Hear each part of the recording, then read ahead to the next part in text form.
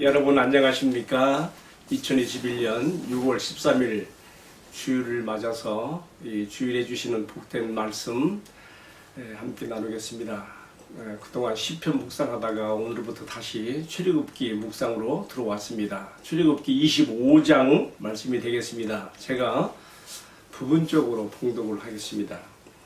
여호와께서 모세에게 말씀하여 이르시되 이스라엘 자손에게 명령하여 내게 예물을 가져오라 하고 기쁜 마음으로 내는 자가 내게 바치는 모든 것을 너희는 받을지니라. 내가 그들 중에 거할 성소를 그들이 나를 위하여 칠 때 무릇 내가 내게 보이는 모양대로 장막을 짓고 기구들도 그 모양을 따라서 지을지니라. 첫 번째로 만드는 것이 언약궤 되겠습니다. 그들은 조각목으로 궤를 짜되 길이는 두 규빗 반 125cm입니다. 너비는 한 규빗 반 75cm입니다. 높이도 똑같이 한 규빗 반이 되게 하고 너는 정금으로 그것을 싸되 안팎을 싸고 위쪽 가장자리로 돌아가며 금태를 두르고 그 다음에 금고리 넷을 부어 만들어 그 네 발에 달되 또 조각목으로 채를 만들어 금으로 싸고 그 다음에 궤를 4개 하여 채를 궤 고리에 꿰인 대로 두고 빼내지 말지며 내가 내게 줄 증거판을 그 궤 속에 둘지며. 이어서 속죄소가 나옵니다. 17절 순금으로 속죄소를 만들되 길이는 두 규빗 반 똑같습니다. 125cm 넓이는 75cm 또 높이도 75cm 되게 하고 금으로 그룹들을 속죄소 두 끝에 쳐서 만들되 한 그룹은 이 끝에 또 한 그룹은 저 끝에 곧 속죄소 두 끝에 속죄소와 한 덩어리로 연결할지며 그룹들은 그 날개를 높이 펴서 그 날개로 속죄소를 덮고 그 얼굴을 서로 대하여 속죄소를 향하게 하고 속죄소 궤 위에 얹고 속죄소를 먼저 만들었던 궤 위에 얹고 내가 내게 줄 증거판을 궤 속에 넣으라. 거기서 내가 너와 만나고 속죄소 위 곧 증거궤 위에 있는 두 그룹 사이에서 내가 이스라엘 자손을 위해서 내게 명령할 모든 일을 너에게 이르리라. 아멘. 좀 긴 본문을 제가 봉독했습니다. 여러분 시편 묵상을 끝나고 다시 출애굽기 묵상에 들어와서 그동안 출애굽기 우리가 한 10일 정도 건너뛰었는데 잠깐 정리 요약을 하면서 넘어가겠습니다. 아브라함과 이삭, 야곱의 후손 이스라엘이 애굽에서 430년을 지냈습니다. 자유민으로서 지내다가 나중에는 종살이를 하게 되었지요.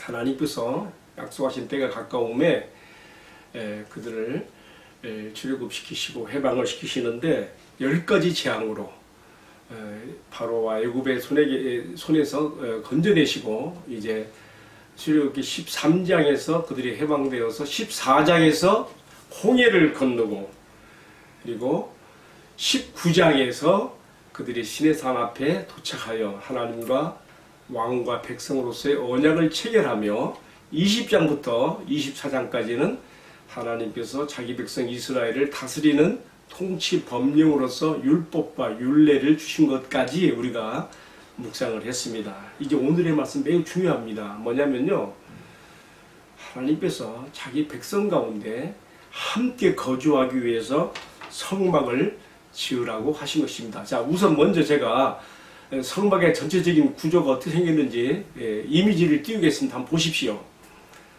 성막의 모습 전체 다 하나님께서 지시하신 식양을 따라서 이렇게 만들어지는 것입니다.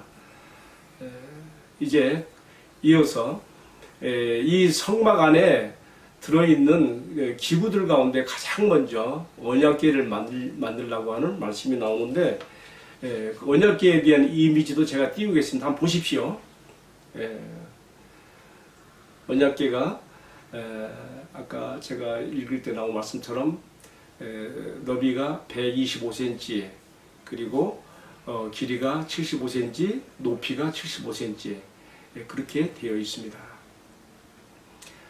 그 속에 쾌를 넣게 했습니다. 그리고 언약궤는 가장자리 4개의 고리를 달게 해서 그게 또 정금으로 만든 채를 끼워서 두게 했습니다. 제가 지금 띄운 이미지에서 한번 여러분 자세히 보시기 바랍니다.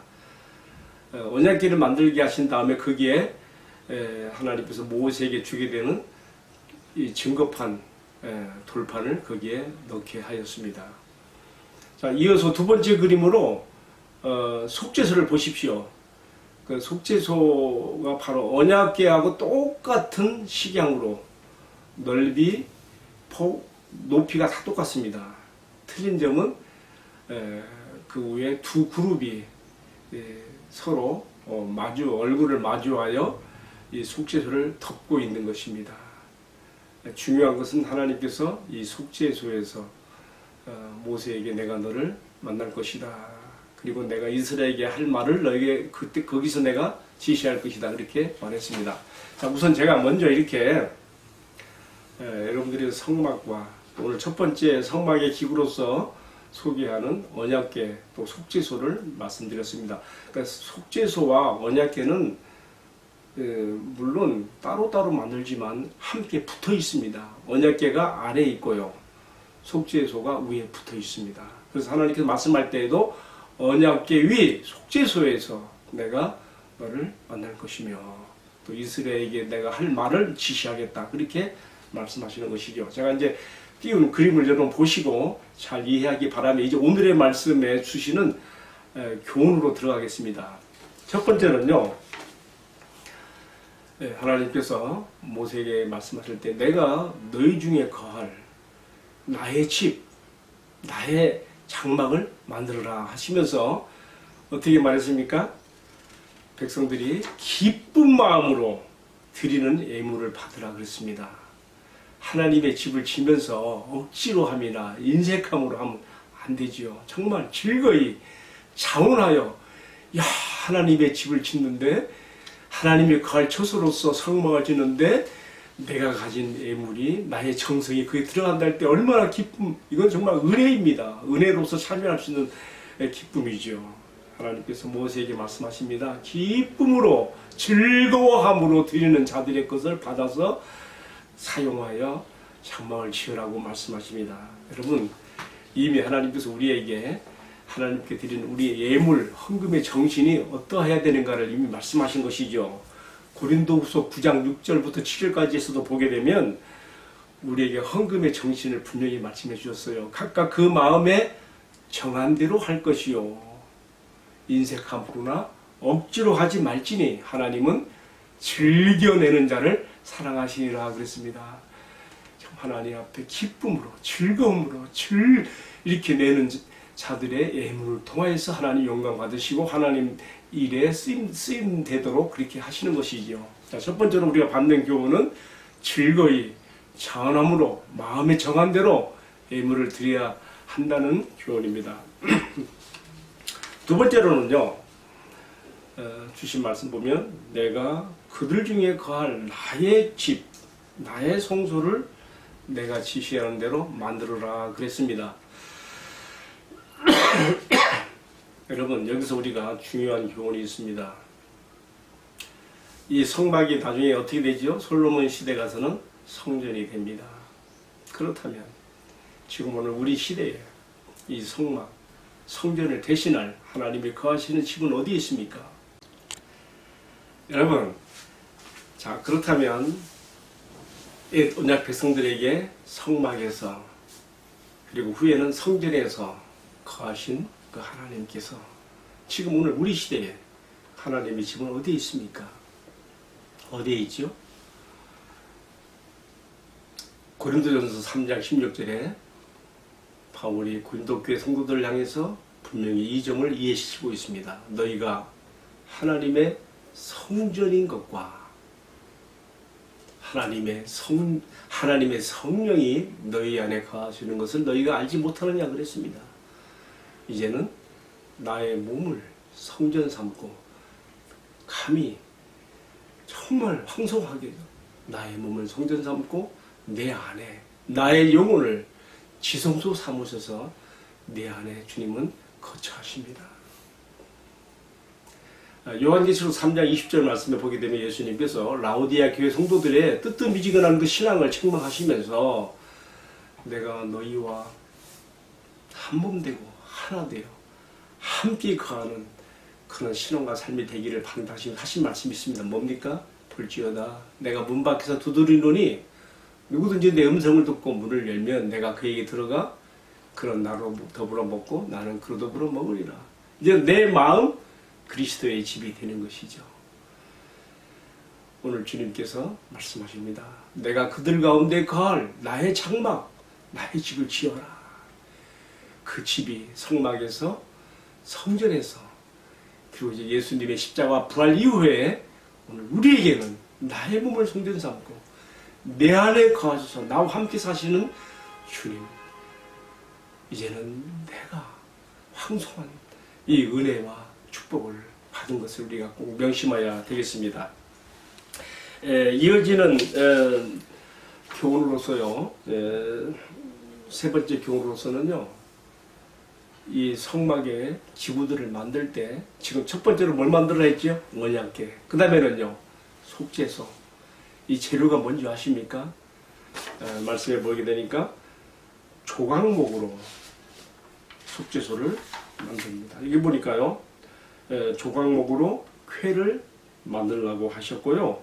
또 조각목에 고리에 꿰는 채도, 언약궤 그 고리에 꿰는 채도 조각목으로 만들게 하셨고요. 그 다음에 속죄소는요, 전체가 뭐예요? 전체가 순도 100% 정금, 순금으로 만들도록 해서 그룹들이 두 그룹이 서로 얼굴을 마주하여 속죄소를 덮고 있는 모양으로 이렇게 하게 했습니다. 제가 여기서 말씀드리고 싶은 것은요, 이 귀한 언약궤의 재료가 조각목으로 되었다는 것입니다. 조각목이 뭐냐 하니까 NIV 성경에 보니까 아카시아 우드라고 되어 있어요. 아카시아 나무. 여러분, 백향목이 아닙니다. 아카시아 나무입니다. 사막에서 흔히 볼 수 있는 흔하디 흔한 그런 조각목, 아카시아과에 속한 나무입니다. 오늘 하나님의 영광스러운 하나님의 집을 이루게 되는 일에, 그리고 하나님의 집에 섬김의 기후가 되는 것이 백향목이 아닌 조각목, 아카시아 나무 같은 보잘것없는 우리들을 주님께서 그의 집을 이루는 데에, 그를 섬기는 데에 사용하신다고 하는 아주 소중한 교훈이 여기에 담겨 있습니다. 하나님께서 세상에 지혜 있다는 자들을 부끄럽게 하시고 어리석은 자들을 들어 사용하시고 강한 자들을 부끄럽게 하시고 약한 자들을 들어서 사용하신 그 하나님의 섭리가 아카시아 나무로서 이 귀하고 귀한, 어찌 보면 성막에서 가장 기구 중에 첫 번째로 으뜸으로 올려놓는 성막 기구에 언약궤 이 조각목으로 사용된 것이 또 이렇게 큰 교훈을 주고 있습니다. 자, 그리고 또 한 가지 교훈을 받습니다. 네 번째 교훈은요, 이 언약궤는 어깨에 맬 것이라고 그랬습니다. 여기 지금 25장 쾌를 이제 메어서 여기 보니까 11절 이하의 말씀 보게 되면 그것을 어깨에 매도록 하라 그랬습니다. 여러분, 이 어깨에 언약궤를 어깨에 매어서 이동할 때 이렇게 한 것을 보면서 뭐가 생각납니까?